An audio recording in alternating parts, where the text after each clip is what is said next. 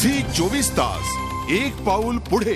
तर इकडे जर्मनीची सबिने लिसिकी आणि फ्रान्सची मारियन बार्टोली यांच्यामध्ये विम्बल्डनची महिलांची फायनल रंगणार आहे। लिसिकीनं सेरेना आणि रडावान्स्काला पराभूत करण्याची किमया साधून फायनल गाठली आहे, तर बार्टोलीची ही दुसरी विम्बल्डन फायनल ठरणार आहे। त्यामुळे ही फायनल जी काही होणार ती तुल्यबळ प्रतिस्पर्धांमध्ये रंगणार एवढं मात्र नक्की।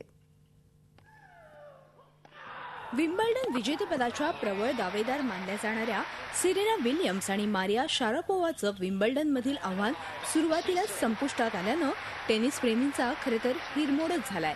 ह्यामुळेच आता नवी विजेती कोण ठरणार ह्याकडे साऱ्यांचंच लक्ष लागून राहिलंय। यंदाची फायनल रंगणारे ती जर्मनीच्या सबिने लिसिकी आणि फ्रान्सच्या मारियन बार्टोली यांच्यामध्ये।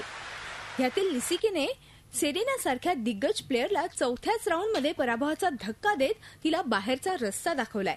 आतापर्यंतच्या करिअरमध्ये एकदाही कोणत्याही ग्रँड स्लॅम मध्ये फायनलच काय पण सेमी फायनल गाठण्यातही यशस्वी न ठरलेली लिसिकी प्रथमच विम्बल्डनच्या फायनलमध्ये धडक मारतीये। 23व्या वर्षी लिसिकी ही 1999 नंतर विम्बल्डनच्या फायनलमध्ये प्रवेश करणारी पहिली जर्मन महिला टेनिसपटू ठरली आहे। सेमी फायनलमध्ये 24व्या सीडेड लिसिकीने चौथ्या सीडेड अग्निएक्झा रडवान्स्काला 6-4, 2-6, 9-7 ने पराभूत करत फायनल गाठली आहे। तर दुसरीकडे 15व्या सीडेड फ्रान्सच्या मारियन बार्टोलीने बेल्जियमच्या किस्टन फ्लिपकेन्सला 6-1, 6-2 ने पराभूत करत फायनलमध्ये प्रवेश मिळवलाय। 28 वर्षीय बार्टोलीने तिच्या करिअरमध्ये दुसऱ्यांदा फायनलमध्ये धडक मारली आहे। बार्टोलिनाला 2007 मध्ये व्हीनस विलियम्सकडून विम्बल्डनच्या फायनलमध्ये पराभव स्वीकारावा लागला होता।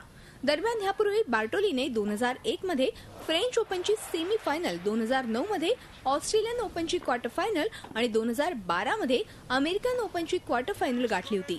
लिसिकीने सेरेना आणि रडवान्स्कांसारख्या दिग्गजांना धूळ चारण्याची किमया केली आहे, तर बार्टोलिनाला ग्रँड स्लॅमच्या सेमी फायनल आणि फायनलमध्ये खेळण्याचा अनुभव आहे।